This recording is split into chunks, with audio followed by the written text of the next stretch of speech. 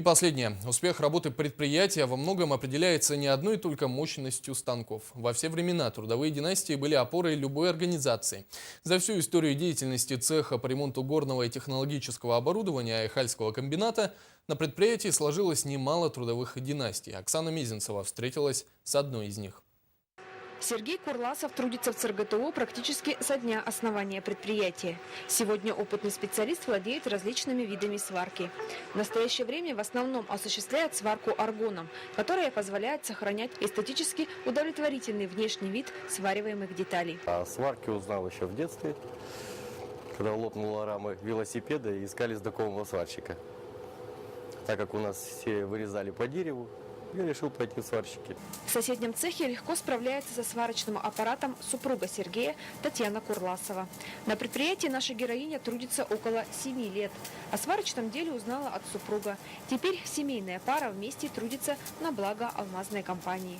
Казалось бы, работать с тяжелыми металлическими конструкциями не под силу слабому организму. Именно поэтому в этой профессии почти не встретить женщин. Но Татьяна Курласова на трудности не жалуется. Сложностей нет, работа да работа.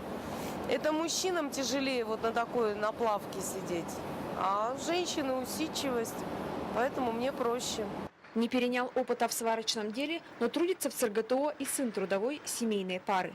Иван работает слесарем по ремонту и обслуживанию горного и технологического оборудования. Молодой специалист поступил на работу в цех меньше года назад, но уже успел зарекомендовать себя с положительной стороны. В будущем в планах поступить в горный университет.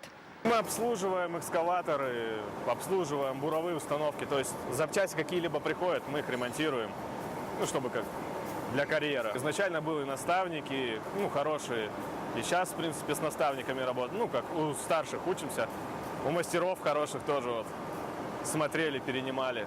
Трудовые династии – это живая история предприятия. Во все времена они были опорой любого коллектива. Связанные одной организацией, такие сотрудники с особой ответственностью подходят к рабочему процессу, чувствуя гордость за свою семью.